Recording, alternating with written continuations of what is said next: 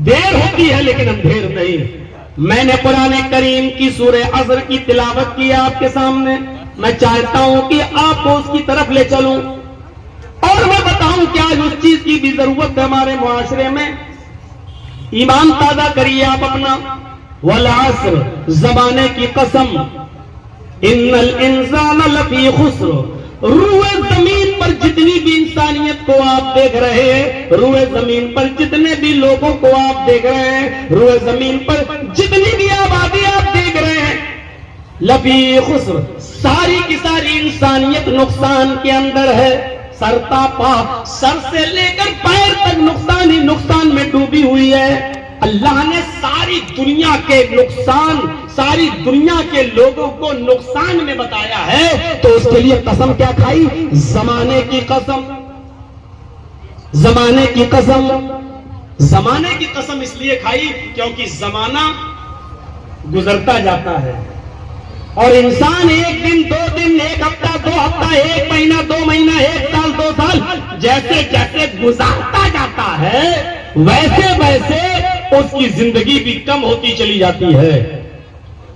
जर्जीत साहब 2 साल के बाद आपके इलाके में कदम रख रहे हैं, मतलब बिहार में, मिसाल दे रहा हूं मैं। पिछला साल तो जेल का शिकार हो गया, अक्टूबर नवंबर नहीं आ सका। इस साल मैं आपके सामने मौजूद हूं तकरीबन 1.5 साल के बाद, 2 साल के बाद।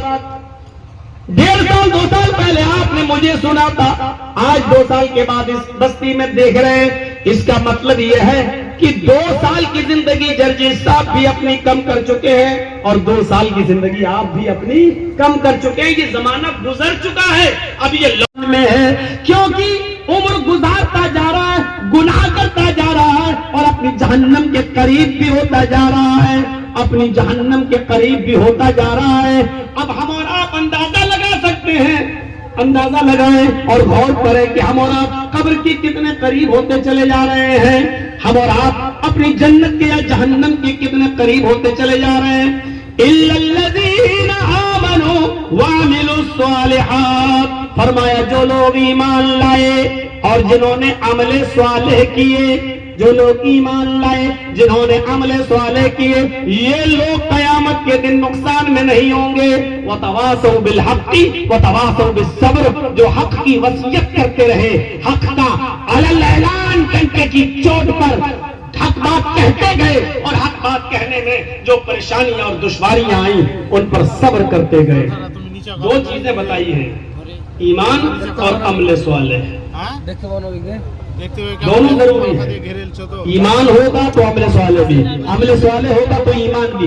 ईमान है अमले स्वालिह नहीं तो बेकार, अमले स्वालिह है लेकिन ईमान नहीं तो बेकार। दोनों चीजें होनी चाहिए। जैसे मोबाइल है तो सिम, और सिम हो तो मोबाइल। अगर मोबाइल है और आपके पास सिम नहीं है तो बेकार है, आपका मोबाइल काम नहीं करेगा। जर्जीत साहब ने एप्पल का मोबाइल खरीदा है, नहीं एप्पल का, एक मिसाल दे रहा हूं, 1 लाख रुपए का मोबाइल खरीदा है। अब कान में लगा के कह रहे हेलो हेलो, अब मोबाइल वाले से कह रहे भगा दे अपना मोबाइल। कैसा दिया? इसमें तो आवाज ही नहीं है। अरे 1 लाख रुपए का मोबाइल ले रहे हैं, ना बाप से बात हो रही, ना माँ से बात हो रही है, ना दिल्ली ना बंबई कहीं बात ही नहीं हो रही है। क्या कहेगा, पागल हो क्या? 1 लाख का मोबाइल लिए हो तो क्या हुआ? इसमें सिम तो डालो, सिम तो डालो। अच्छा 1 लाख का मोबाइल भी लूं फिर सिम भी डालूं तो फायदा क्या इस मोबाइल को इतना महंगा खरीदने का? अब आपने सिम ले ली। अच्छा सिम से बात होती है। हाँ, अब आपने सिम ले ली, सिम में 50,000 रुपए का बैलेंस भर दिया, 1 लाख रुपया बैलेंस भर दिया। अब आप सिम को कान में लगा के कहिए हेलो हेलो हेलो। अरे भाई आवाज तो नहीं जा रही है, 1 लाख रुपया भी हमने सिम में डाल दिया। वो आदमी क्या कहेगा, पागल हो क्या? सिम में पैसा डाल देने से क्या आवाज चली जाएगी? इस सिम को मोबाइल में तो डालो। तो पता चला कि मोबाइल के लिए सिम जरूरी है और सिम के लिए मोबाइल जरूरी, ईमान के लिए अमले स्वालिह जरूरी और अमले स्वालिह के लिए ईमान जरूरी। आप चाहे कितनी नमाज पढ़िए, अगर उसके अंदर इखलास नहीं है तो नमाज बेकार। चाहे कितने रोजे रखिए, अगर रोजों के अंदर इखलास नहीं है तो बेकार। कितने भी सदका और ज़कात दीजिए, अगर उनके अंदर इखलास नहीं है तो बेकार, तो बेकार। लेकिन अगर इखलास है तो कमियां भी अल्लाह रब्बुल आलमीन बर्दाश्त, अल्लाह रब्बुल आलमीन माफ कर देता है अगर इखलास है तो। सही बुखारी के अंदर एक वाकया आया है, जरा सुनिएगा। सही बुखारी के अंदर एक वाकया आया है, उस वाकये को सुनिए। बनी इसराइल में एक शख्स था, वो रात की तारीकी में सदका लेकर निकला। वो चाहता था कि मैं दाहिने हाथ से दूं, गरीब की मदद करूं और बाएं हाथ को खबर न हो। इस तरीके से मदद करूं कि दाहिने हाथ से दूं और बाएं हाथ को भी खबर न हो। उसने सोचा कि मैं रात के तारीकी में मैं निकलूंगा। वो रात के अंधेरे में निकलता है, अपने मजहब के मुताबिक, अपने तरीके के मुताबिक वो इबादत करता है और रात की तारीकी में निकलता है कि देखे कि कोई जरूरतमंद मिल जाए। उसने रात के अंधेरे में देखा कि एक आदमी है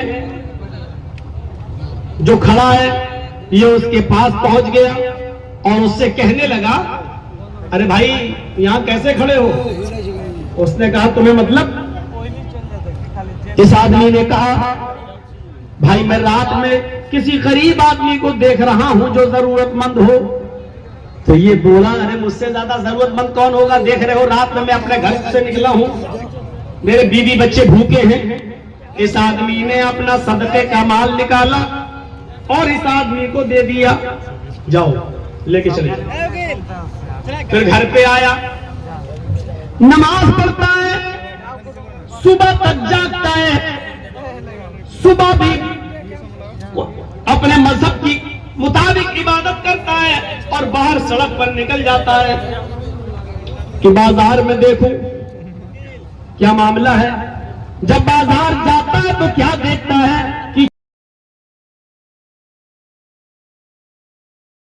हालात ठीक नहीं है, इसलिए मैं निकली हूं कि अल्लाह का कोई बंदा मेरी मदद कर दे। इस आदमी ने सोचा कि ये तो औरत है और औरत बेचारी इतनी मजबूरी में रात में तभी निकल सकती है जब वो मजबूर हो। इसने पूरा का पूरा सदके का माल निकाला और उस औरत को दे दिया। वो औरत चली गई, ये आदमी अपने घर आया, इबादत किया, सुबह तक जागा। सूरज निकलने के बाद फिर बाजार की तरफ गया। मार्केट में चर्चा हो रहा था, अल्लाह का कोई नेक बंदा आज भी धोखा खा गया। वो निकला किसी गरीब की मदद करने के लिए, लेकिन आज उसने किसी बदचलन फाहिशा एक तवाइफ की मदद कर दी है। अपना सदके का माल एक गरीब के बजाय एक जानिया और बदचलन औरत को दे दिया है, पेशावर औरत को दे दिया। ये आया अपने घर, कहता है अल्लाह जितना माल था मेरा तकसीम हो गया है, मैंने जानबूझकर अमीर को नहीं दिया, जानबूझकर चोर को नहीं दिया, जानबूझकर मैंने किसी वेश्या को, किसी तवाइफ को मैंने नहीं दिया। आए मेरे परवरदिगार, आए मेरे अल्लाह, मैंने जानबूझकर नहीं दिया। अगर तू मुझे सवाब न दे तो मुझे अजाब भी मत देना। अगर मेरे सदके को तू कबूल न करे तो आए मेरे परवरदिगार, गलत जगह पर पहुंचाने का अजाब भी मुझे मत देना। अब रात में सो रहा है तो ख्वाब में क्या देखता है? बुखारी शरीफ की हदीस, ख्वाब में देखता है कि इससे कहा जा रहा है, आए अल्लाह के नेक बंदे, तू तो किसी गरीब की मदद करना चाहता था, तेरे दिल में गरीब की मदद करने का जज्बा था। तूने चोर की मदद तो धोखे से की है, तूने तो अमीर की मदद धोखे से की है, तूने तो बदचलन औरत की मदद धोखे से की है। यानी तुझे पता नहीं था, तेरी नीयत तो गरीब को की मदद करने की थी। इस नीयत की वजह से अल्लाह ताला ने तेरे सदके को कबूल कर लिया है। अल्लाह ताला ने तेरे सदके को कबूल कर लिया और उन तीनों लोगों को भी हिदायत दे दी। अमीर ने भी गुनाह के काम छोड़ दिया और वो पैसा गरीबों में खर्च कर दिया। चोर ने भी चोरी से तौबा कर ली और वो पैसा गरीबों में खर्च कर दिया। और जानिया बदचलन औरत ने अपने पेशे से तौबा कर ली और उस पैसे को गरीबों पर खर्च कर दिया।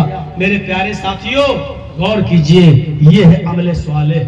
काम गलत कर रहा है, लेकिन जानबूझ के नहीं कर रहा है, बल्कि धोखे से कर रहा है, लेकिन नीयत अच्छी थी, इसलिए अल्लाह तबारक व तआला ने इसकी नीयत की वजह से इसके सदक़े को कबूल कर लिया। आपकी नीयत अच्छी होनी चाहिए, लेकिन नीयत अच्छी है तो जानबूझकर गलत काम आप करोगे तो वो गलत काम जायज नहीं हो जाएगा। मसलन हमारे पड़ोस में गरीब लड़की रहती है, बहुत गरीब, उसकी शादी होने वाली है, उसके पास कुछ नहीं है। हमें मालूम है कि फला जगह पर सुनार की दुकान है, हम सुनार की दुकान में घुस गए, चोरी की, उसका सोना वोना चुरा के लाए, लेकिन हमारी नीयत क्या है? हम इस सोने को अपने ऊपर खर्च नहीं करेंगे, अपने बच्चों पर खर्च नहीं करेंगे, बल्कि उस गरीब लड़की की शादी करवा देंगे इससे। देखिए हमारी नीयत अच्छी है, लेकिन हम जानबूझकर गलत काम कर रहे हैं। तो जानबूझकर अगर हम कोई गलत काम करेंगे, उसमें नीयत हमारी अच्छी होगी, तो वो बुरा काम हमारा अच्छा नहीं हो जाएगा। अगर धोखे से हम गलत काम कर रहे हैं और नीयत अच्छी है, तो अल्लाह रब्बुल आलमीन कबूल कर लेगा। मसलन सदका हम किसी गरीब को देना चाह रहे हैं और वो आदमी अपने आप को गरीब बता रहा है और हम धोखे से गरीब समझकर उसकी मदद कर रहे हैं, लेकिन वो अमीर आदमी है, तो अल्लाह रब्बुल आलमीन सदके को कबूल कर लेगा, क्योंकि हमारी नीयत गरीब की मदद करने की थी, अमीर की मदद करने की नहीं। धोखे से हमने किसी चोर को दे दिया, अल्लाह माफ कर देगा और उस सदके को कबूल भी कर लेगा और हमें माफ भी कर देगा। क्यों? क्योंकि हमारी नीयत चोर को मदद करने की नहीं थी, बल्कि गरीब की मदद करने की थी। तो मेरे भाइयों, अमले सवाले इसको कहते हैं जो सिर्फ अल्लाह के लिए किया जाए और खालिसतन अल्लाह के लिए किया जाए। आपने हुआ क्या सुना होगा, जंगल में एक आदमी जा रहा है, ऊंट के ऊपर सामान लदा हुआ है, थक जाता है, एक जगह अपने ऊंट को दरख्त से बांध कर सो जाता है। आंख खुलती है तो देखता है ऊंट गायब, आंख खुलती है तो देखता है ऊंट गायब। पूरे जंगल में तलाश करता है, पूरे जंगल में तलाश करता है, लेकिन उसको ऊंट कहीं नहीं मिलता। कभी इस झाड़ी, कभी उस झाड़ी, कभी इस पहाड़ी, कभी उस पहाड़ी, हर जगह वो तलाश करता है, लेकिन उसको ऊंट कहीं नहीं मिलता। थक हार कर बेचारा, थक हार कर उसी जगह पर बैठ जाता है। आंख लग जाती है, जब दोबारा उसकी आंख खुलती है तो क्या देखता है?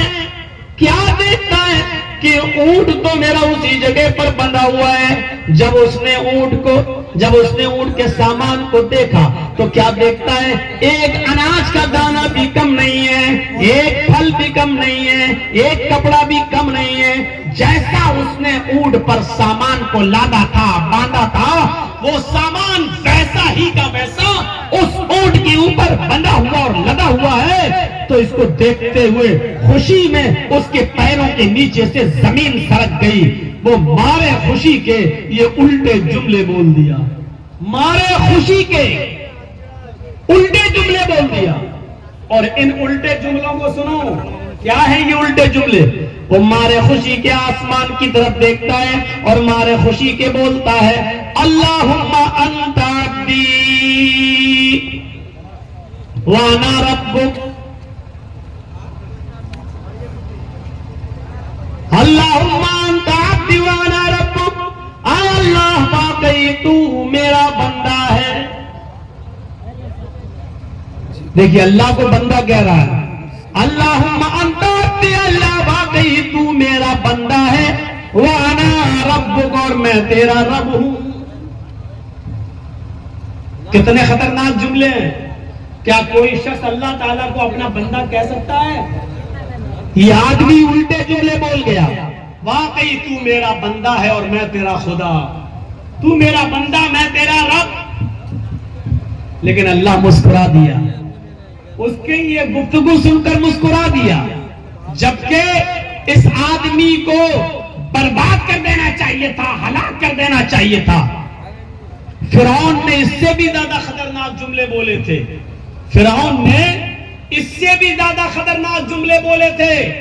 क्या कहता था वो? फिरौन इससे ज्यादा खतरनाक जुमले नहीं, ये फिरौन से भी ज्यादा खतरनाक जुमले ये बोला।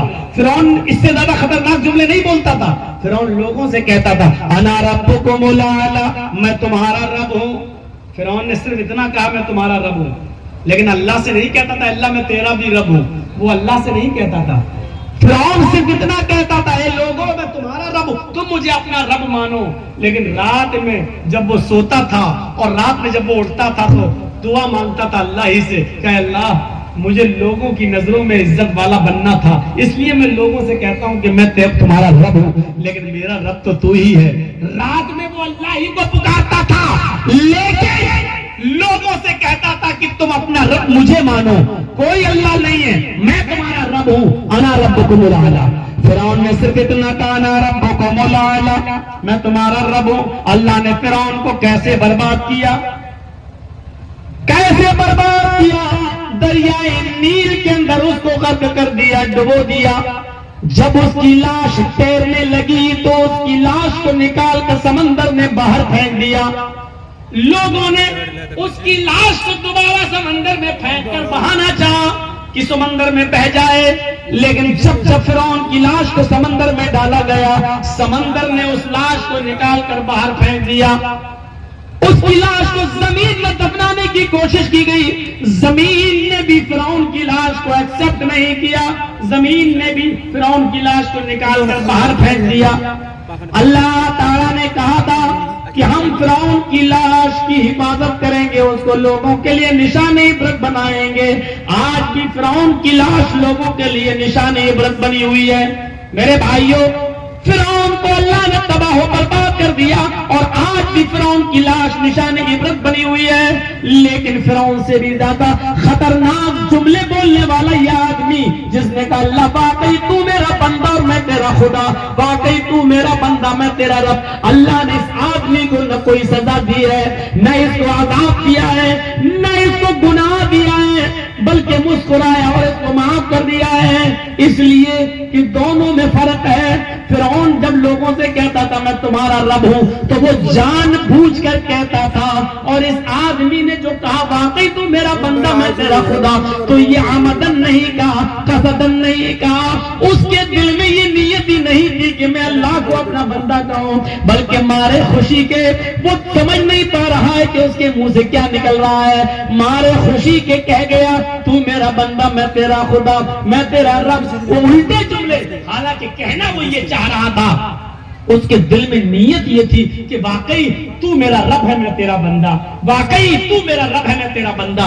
लेकिन मारे खुशी के उसकी जबान से निकल गया वाकई तू मेरा बंदा है और मैं तेरा रब। तो अल्लाह जानता है, फरमाया इसके दिल में मुझे बंदा मानने की नीयत नहीं थी, मैं दिलों के हाल को जानता, ये दिल से मुझे रब मानता है। हाँ, धोखे से उसकी जबान से निकल गया है, जानबूझकर नहीं, अल्लाह ने माफ कर दिया है। देख रहे हैं आप, अगर यही बात जानबूझकर कह दी जाए तो अब ये बताइए, यहां जलसा हो रहा है और हम जानबूझकर शोर कर रहे हैं तो आमदन हंगामा कर रहे हैं, फिर कसदन लोग ला रहे हैं, उलमा आपको मना कर रहे हैं भाई शोर मत कर, और आप शोर कर रहे हैं, फिर सोचिए आमदन और कसदन है या नहीं।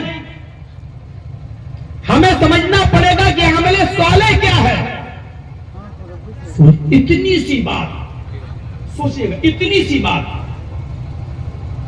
एक आदमी को अल्लाह ताला कयामत के दिन बुलाएगा, पूछेगा ए मेरे बंदे बता तूने मेरी राह में क्या किया है, मैंने तो तुझे पूरी जिंदगी दी, तूने क्या किया। वो हंसते हुए आएगा और कहेगा अल्लाह तुझे नहीं मालूम। अल्लाह कहेगा मैं तो सब जानता हूं, लेकिन तेरे मुंह से सुनना, बोल तूने मेरी दी हुई जिंदगी के साथ क्या किया।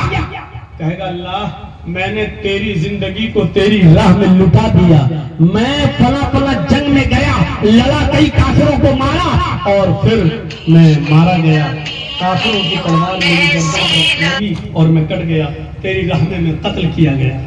अल्लाह कहेगा ये फरिश्तो ये झूठ बोल रहा है, आए फरिश्तो ये झूठ बोल रहा है, इसको पकड़ो और इसको जहन्नम के अंदर डाल दो। अब बहस देखिए, बहस, वो आदमी आए कहेगा अल्लाह मैं झूठ बोल रहा हूं, अल्लाह क्या मैंने अपने घर और मकान को नहीं छोड़ा था, क्या मैंने अपने बीवी बच्चों को नहीं छोड़ा था, क्या मैंने अपनी बिल्डिंग, अपनी प्रॉपर्टी और जमीन और जायदाद को नहीं छोड़ा था? क्या मैं मैदान जंग में नहीं गया था? क्या मैं तलवार नहीं चलाया था? क्या मैं कई काफिरों को मारा न था? क्या काफिरों की तलवार मेरी गर्दन पर नहीं चली थी? क्या मैं उस जंग में मारा नहीं गया? अब सुनो, इसके जवाब में अल्लाह क्या कहेगा? इसके जवाब में अल्लाह क्या कहेगा? आए मेरे बंदे ये सच है, आए मेरे बंदे ये सच है कि तू अपने घर से निकला, ये भी सच है कि अपने बीवी बच्चों को छोड़ा, ये भी सच है कि अपनी जमीन और जायदाद को छोड़ा, अपनी प्रॉपर्टी को छोड़ा। ये सच है, जमीन और जायदाद छोड़कर जंग करने गया, सच है। मैदान जंग में पहुंचा, ये भी सच है। आए मेरे बंदे, यहां तक सच है कि तू मैदान जंग में लड़ा और कई काफिरों को मारा, ये भी सच है। वो कहेगा अल्लाह फिर मैं भी तो मारा गया। अल्लाह कहेगा ये भी सच है कि काफिरों की तलवार तेरी गर्दन पर लगी और तू मारा गया, ये भी सच है। हाँ तू मारा गया ये सच है, लेकिन मेरी राह में मारा गया ये सच नहीं है। आए मेरे बंदे, तू मेरी राह में कहां मारा गया है? तू जब जंग में लड़ रहा था तो तेरे दिल में ये ख्याल आया था कि मैं लड़ूंगा तो लोग मुझे बहुत बड़ा बहादुर कहेंगे। तू सबों को चीरते हुए काफिरों को मारने घुस गया और लड़ रहा था, तलवार चला रहा था। तेरे दिल में ये नीयत थी कि लोग मुझे बहुत बड़ा बहादुर कहें, बहुत बड़ा जंग लड़ने वाला कहें। अरे मेरे बंदे, दुनिया में तू जो चाहता था, तेरे दिल में जो ख्याल आया था, तू जो इज्जत चाहता था वो तो तुझे मिल चुकी। तू जो बहादुरी का टाइटल चाहता था वो तुझे मिल चुका। तूने मेरे लिए जंग थोड़ी लड़ी, तूने तो इसलिए लड़ी कि लोग तुझे बहुत बड़ा बहादुर कहें। बस बहादुरी का टाइटल तुझे मिल चुका दुनिया में। आए फरिश्तों, पकड़ो और डाल दो इसको जहन्नम में। उस आदमी को जहन्नम में डाल दिया जाएगा। मेरे भाइयों सुन लो, चाहे कितने जलसे करा लो, चाहे जितने मदरसे खोल लो, चाहे जितनी नमाजें पढ़ लो और रोजे रख लो, लेकिन इखलास देखो आप। उस आदमी ने बीवी छोड़ी, बच्चे छोड़े। बीवी और बच्चों से दूर रहने की तकलीफ क्या होती है, ये उन लोगों से पूछो जो तो या तो सऊदी में है या दुबई में है या अपने बीवी और बच्चों को छोड़कर बाहर काम कर रहे हैं या जो जेलों की सलाखों में है। बल्कि जेल की सलाखों वालों से ज्यादा दर्द कोई नहीं समझ सकता, क्योंकि जो सऊदी में है, जो दुबई में है, जो बंबई और दिल्ली में है, वो तो कम से कम रोजाना फोन से बात कर लेंगे, वीडियो कॉल करके अपने हालात बता देंगे। लेकिन जेल में रहने वाले लोगों को तो न तो फोन अलाउ होता है, न मोबाइल अलाउ होता है, न वीडियो कॉल अलाउ होता है, न उनको मोबाइल दिया जाता है। उनसे पूछो कि बीवी और बच्चों से दूर रहने की तकलीफ, माँ बाप से दूर रहने की तकलीफ क्या होती है। जहां ये दुआएं हुई कि अल्लाह जर्जीस साहब की रिहाई का इंतजाम फरमा, अल्लाह अपने इस बंदे पर रहमो करम फरमा। मैं ऐसे मौलवियों को भी जानता हूं जिन्होंने ये दुआ की कि अल्लाह इनको कुछ दिन और जेल में रहने दे ताकि मेरी रोजी रोटी चल रही है वो चलती रहे। मैं ऐसे मौलवियों को भी जानता हूं और मेरे पास उसके प्रूफ हैं। मैं ऐसे मौलवियों को भी जानता हूं कि मेरी गैर मौजूदगी में, जो कभी मेरी मौजूदगी में जिनकी शक्लें नहीं दिखती थी, वो मेरी गैर मौजूदगी में बरसाती मेढक की तरह निकलने लगे। और जो हमारे बहुत नजदीक होने के बावजूद भी मेरे भाइयों हमारी शक्ल देखने के लिए हमसे मिलने तक नहीं आ सके। मेरे प्यारे साथियों, तसव्वुर करो कि केरल से लोग मिलने आए, कश्मीर से मिलने आए, हमसे मिलने के लिए लोग दिल्ली से आए, हमसे मिलने के लिए लोग झारखंड से आए, बिहार से आए, बंगाल से सबसे ज्यादा आए, यूपी के चप्पे चप्पे से लोग आए, उड़ीसा से मिलने आए, मेरे पास कर्नाटक से लोग मिलने आए, आंध्र प्रदेश से लोग मिलने आए, हमसे मिलने आए यहां से लोग। और कोई शख्स 3 किलोमीटर 5 किलोमीटर की दूरी पर हमारी जेल से रहकर हमसे मिलने ना आ सका हो। मेरे भाइयों, तसव्वुर करो, ऐसे लोगों को भी मैं जानता हूं और ऐसे लोगों को भी मैं जानता हूं जिन्होंने बाकायदा दुआएं की हैं, अल्लाह 6 महीना और 1 साल और उनको जेल की सलाखों में रहने दे, ताकि हमारी कम से कम रोजी रोटी हो जाए, हमारी कम से कम दुकान चल रही है तो चलने दो। हाय, ये कौम किस हद तक गिर चुकी है और जा चुकी है। मुझे जब पता चला और जब मुझे दिखाया गया तो मैंने उनसे कहा, कोई बात नहीं, चमारों की बद्दुआओं से भैंसें नहीं मरा करती हैं, कोई बात नहीं। अल्लाह भी वही दुआ कबूल करता है जो कबूल करने के लायक हो। दुआ करने का हक है सबको, लेकिन सुनने का हक अल्लाह का है। वो वही सुनेगा जो जिसको वो चाहेगा। चाहे तो इब्राहिम अलैहिस्सलाम को 85 साल तक बेटा न दे, चाहे तो जकरिया को भरी जवानी में औलाद न दे, और बुढ़ापे में जब बाल सफेद हो गए हो तब अल्लाह ताला उनको बेटा दे। ये तो अल्लाह का कुदरत है। इतनी सी बात, बीवी छोड़ी बच्चे छोड़े, बीवी बच्चों को छोड़ के कोई आदमी मैदान जंग में चला जाए, कितनी बड़ी बात है। उसने बीवी भी छोड़ी, बच्चे भी छोड़े, माँ बाप भी छोड़े, घर भी छोड़ा, मकान भी छोड़ा, फिर खेती छोड़ी, जमीन छोड़ी, जायदाद छोड़ी, फैक्ट्री छोड़ी, सब कुछ छोड़ा और मैदान जंग में गया, लड़ा। कई काफिरों को उसने मारा भी, कई काफिरों को मारा भी, और मारते मारते खुद मर भी गया, कत्ल भी कर दिया गया। लेकिन इस कत्ल करने के, इस कत्ल होने के बावजूद जहन्नम में जा रहा है। गौर करो मेरे साथियों, गौर करो, इबादत की रूह को समझने की कोशिश करो, अमल को समझने की कोशिश करो, इखलास को समझने की कोशिश करो, अमले साले को समझने की कोशिश करो। बीवी छोड़ी, बच्चे छोड़े, माँ बाप छोड़े, जमीन छोड़ी, जायदाद छोड़ा, घर मकान छोड़ा, जंग में गया, कई काफिरों को मारा और फिर खुद मारा भी गया, सब कुछ हुआ, अपनी जिंदगी बीते बैठा। लेकिन इस सब के बावजूद वो कहा जा रहा है, जहन्नम के अंदर घसीटते हुए उसको लेके जाया जा रहा है। कसूर उसका क्या है?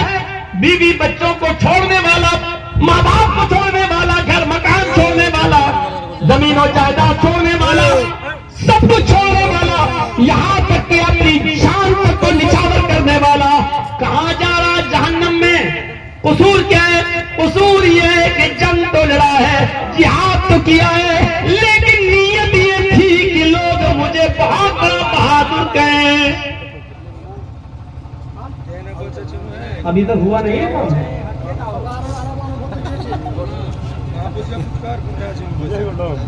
उसका क्या कसूर है? जब स्टेज पे बैठे हुए लोग जब बोलेंगे, उनका क्या कसूर है?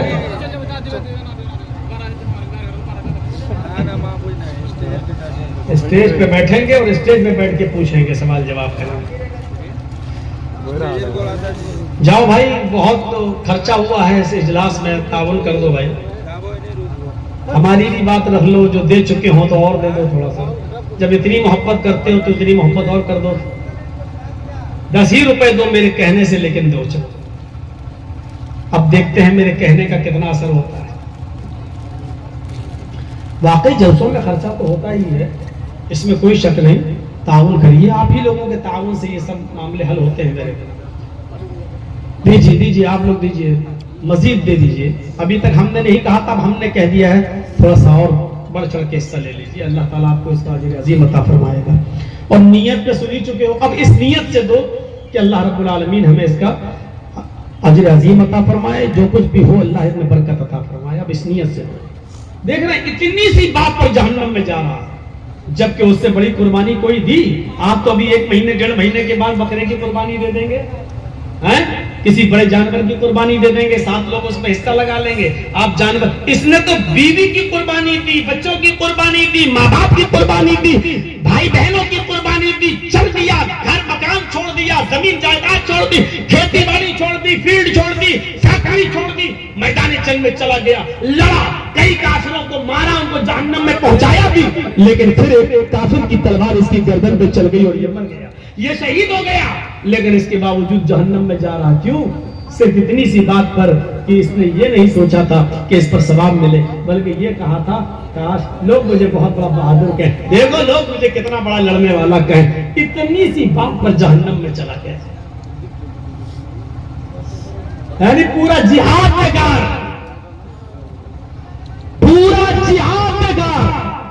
कोशिश करिए आप कोई भी इबादत करें, अगर वो इज्तिमाई नहीं है तो अकेले में करें, ज्यादा बेहतर है। मसलन दुआ, बेहतर है कि रात के अंदर तारीकी में रात के उठिए और वजू बनाइए और रात के तकरीबन 2 बजे के बाद 3 बजे के बाद उठिए तो और अच्छा।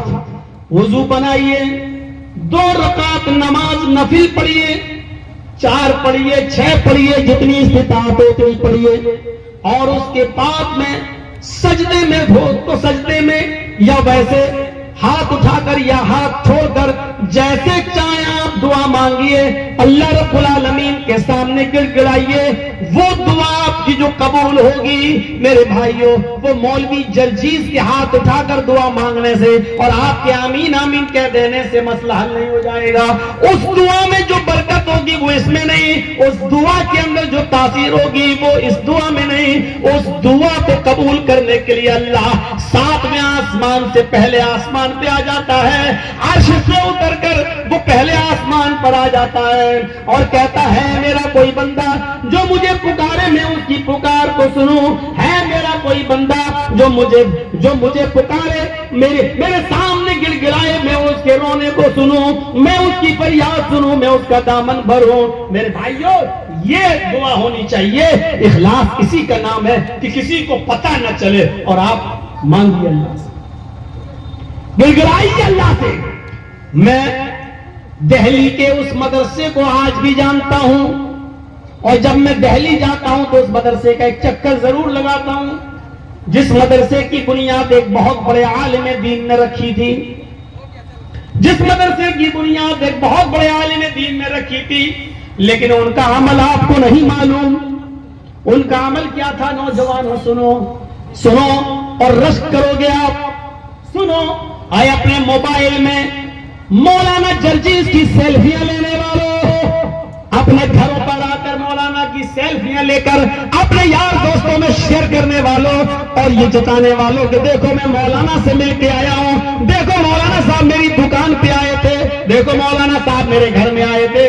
आप अपनी तकब्बुर और अपने घमंड जताने वालों, अपनी मोबाइलों में सेल्फियां कैद करने वालों, फोटो को लेने वालों, सुनो अल्लाह के नेक बंदे किस किस तरीके से बचा करते थे कि लोगों के सामने मेरा चेहरा ना आए। मैं उनके एक बुजुर्ग बेचारे मदरसा चला रहे हैं, बुनियाद रखे हैं, और हाल उनका ये था कि जब रात होती थी ईशा की नमाज पढ़ने के बाद वो चुपके से अपने घर से निकलते थे। मेरे मदरसे में 50 बच्चे पढ़ते हैं, 60 बच्चे पढ़ते हैं, इन बच्चों का गुजर बसर कैसे होगा? किसी के सामने हाथ फैलाने में, ज़कात लेने में शर्म आती थी कि लोग ये न कहें कि देखो 100 रुपया चंदा मिलता, 50 खा लेता होगा, 50 बच्चों पे खर्च करता है। इस तंज से बचने के लिए वो ज़कात वसूल नहीं करते थे, चंदा नहीं करते थे। लेकिन इस मदरसे के बच्चों को कैसे पाला जाए, उनके खाने पीने का इंतजाम कैसे हो, इसके लिए वो रात की तारीकी में इशा की नमाज के बाद वो घर से निकलते थे और स्टेशन पे चले जाया करते थे, प्लेटफॉर्म पे चले जाया करते थे। उस वक्त ट्रेनें कोयले के इंजन से चला करती थी, बिजली के तार से नहीं, इलेक्ट्रिक इंजन नहीं थे, कोयले वाले इंजन हुआ करते थे।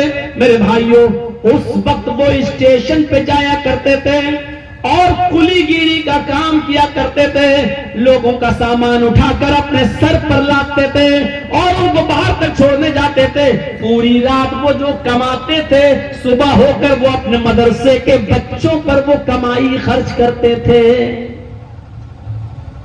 एक दिन आपके इसी बिहार से कुछ बच्चे पढ़ने के लिए गए, स्टेशन पर उतरते हैं दिल्ली के, रात के 10 बजे उनकी ट्रेन दिल्ली प्लेटफॉर्म पे पहुंचती है। इन बच्चों की नजर एक लंबी दाढ़ी वाले बुजुर्ग के चेहरे पर पड़ती है जो कुली के ड्रेस में, इन बच्चों ने उसको बूढ़ा समझकर और कुली समझकर आवाज दी और अपना आदमी अपना भाई समझकर आवाज दी, ए बाबा इधर आओ, कुलियो सामान उठाओगे, लेके चलोगे, क्या पैसे लोगे? बेटा कहाँ आए हो? अरे वो ये मदरसा है ना फला जगह, वहां हम पढ़ने के लिए जा रहे हैं, वहां में दाखिला लेना है। बेटा जो मर्जी हो दे देना। नहीं बाबा पैसे बताओ कितने लोगे? बच्चों तुम पढ़ने आए हो, कुरान पढ़ने आए हो, हदीस पढ़ने आए हो, जो मन में आए दे देना, ना हो कोई बात नहीं, लाओ बच्चों सामान। वो लड़के कहते नहीं पहले पैसे बताओ। उन्होंने कहा मैंने बेटा कह तो दिया, जो तुम्हारी मर्जी होगी दे देना, रख लेंगे। और ये कहते कहते उसने उन बच्चों का सामान अपने सर पर लाद लिया और लाद कर वो सामान जब पहुंचा बाहर प्लेटफार्म के बाहर, उन बच्चों को कहा कि लो यहां से बस मिल जाएगी, इतने नंबर की बस और फला फला जगह चले जाना। उन बच्चों ने पैसे निकाल कर उस बुजुर्ग की जेब में डालना चाहा। उस बुजुर्ग ने वो पैसा उन बच्चों के हाथ में थमाते हुए कहा, बेटा तुम लोग अल्लाह के नबी के मेहमान हो, कुरान सीखने आए हो, हदीस पढ़ने आए हो, क्या मुझे अल्लाह के रसूल के मेहमानों की इतनी भी खिदमत करने की तौफीक नहीं मिलनी चाहिए? मुझसे मुझे पैसा दोगे? क्या मुझे इतना भी सवाब लेने का हक नहीं है कि मैं फ्री में तुम्हारा सामान उठा दूं? तुम रसूलुल्लाह के मेहमान हो। और ये कहकर उनके पैसे वापस करके ये बुजुर्ग चल देता कुली का काम करने। ये बिहार से जाने वाले बच्चे उस बुजुर्ग को देखते रहते हैं और उस वक्त तक अपना सामान नहीं उठाते हैं जब तक कि वो बुजुर्ग उनकी आंखों के सामने प्लेटफार्म से दूर नहीं हो जाता है, चला नहीं जाता है। मुझे मालूम है कि इस तकरीर के बाद भी सेल्फियां ली जाएंगी। ये सब बोलने के बावजूद भी बेशर्मी हमारी ढीठ पड़ चुकी है, वो छूटेगी नहीं। ऐसा दर्द भरा वाकया सुनाने के बाद भी हमारे दिलों में ये बात उतरेगी और हमारे आंखों से आंसू बहेंगे, लेकिन तकरीर खत्म होते ही हम चिकने खड़े हैं। हम वही करेंगे जो हमारे बाप दादा करते चले आए हैं। नहीं मानेंगे हम तो वो इंसान ही नहीं, कुत्ते की वो दुम है जो 12 साल भी नल के पाइप में रखा जाए, उसके बाद निकालो तो टेढ़ी निकलेगी, वो सीधी नहीं हो सकती है। हम बिल्कुल उस तुम की तरह हो चुके हैं, हम टेढ़े ही रहेंगे, हम सुधरेंगे नहीं। मौलाना जर्जीज साहब, आप बिहार आओ ना आओ क्या फर्क पड़ता है? आप नहीं आएंगे, दूसरे आएंगे। आपकी स्टाइल में तकरीरें करने वाले अब तो बेशुमार पैदा हो चुके हैं, हम उनसे भी काम ले लेंगे। हाँ लीजिए, हम शौक से कहते हैं कि अब हमें बख्शिए मेरे भाइयों, अब हम इतनी जिद बर्दाश्त नहीं कर पाएंगे। अब हमारी उम्र वो नहीं जो कभी 18 और 20 साल हुआ करती थी, हम भी अपनी उम्र के अब 45 साल क्रॉस कर चुके हैं। अब धीरे धीरे हम 2 घंटे से पौने 2 घंटे और 1.5 घंटे की तरफ आ रहे हैं। अब एक दो बीमारियां हमारे जन्म लेना शुरू कर रही हैं मेरे प्यारे साथियों। अब धीरे धीरे कुछ दिनों के बाद सदारत की कुर्सी पर आएंगे और 5 मिनट के लिए बोल के निकल जाएंगे, इसलिए कि यही जिंदगी का नियम है, यही जिंदगी का उसूल है। जो आया है उसको जाना है। हमारा असली घर ये नहीं, असली घर वो है और उस घर के लिए हमें और आपको तैयारी करना है। जर्जीज साहब, तुम्हें बहुत इज्जत मिल चुकी है, तुमने अपनी जिंदगी के अंदर बहुत इज्जत के नमूने देख लिए हैं, लेकिन अब इज्जत के बाद तुम बुढ़ापे में भी जाओगे। अब दूसरी कौम आएगी और दूसरी नस्लें आएंगी और दूसरे लोग इसको अब इस मसलक को जिंदा रखेंगे। ये दुनिया का उसूल है, ये दुनिया का ज़ाब्ता है। हम आए हैं तो यहाँ से जाना भी है। कुल्लु नफ्सिन ज़ाइक़तुल मौत, हर नफ्स को मौत का मजा चखना है। ऐनमा तकूनु युद्रिकुमुल मौत वलौ कुंतुम फी बुरूजिन मुशय्यदा, मौत तुम्हें उधर भी आ जाएगी जहां तुम जान छिपना चाहते हो। चाहे तुम बड़े बड़े किलों में चले जाओ, बड़े बड़े सुतूनों में छुप जाओ, जमीन के गहराइयों में चले जाओ, मेरे भाइयों बंकरों में छुप जाओ, कहीं भी चले जाओ, मौत तुम्हें उधर भी आ पकड़ेगी। मौत तुम्हें उधर भी आ पकड़ेगी।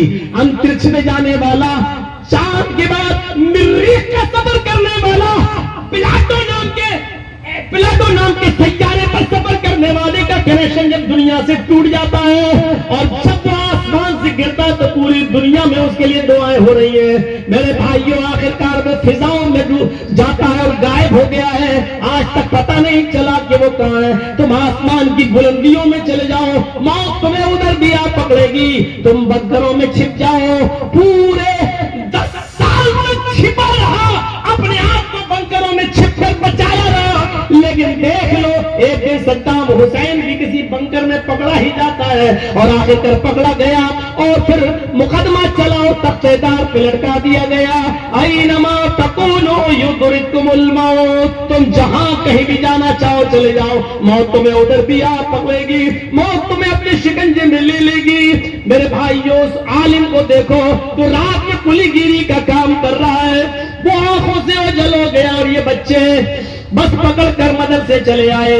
सुबह होकर इसी आलिम दीन को मदरसे में इंटरव्यू लेना था। 10 बजे जब ऑफिस खुलता है और बच्चे जब इंटरव्यू देने के लिए ऑफिस में कदम रखते हैं, इन बच्चों की नजर जब उस दाढ़ी वाली बुजुर्ग हस्ती पर पड़ती है तो पैरों के नीचे से जमीन लग जाती है। ये तो वो बुजुर्ग मौलाना है जो कल स्टेशन पर लाल रंग का कुर्ता पहनकर कुलीगिरी का काम करके हमारा सामान उठा रहा था और आज हमारा इंटरव्यू ले रहा है।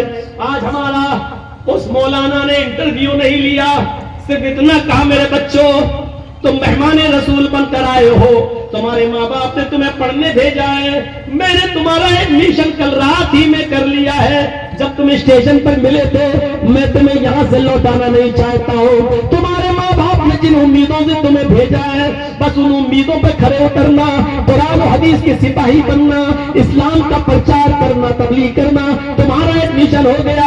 और हाँ, कल जो वाकया तुम्हें स्टेशन पर नजर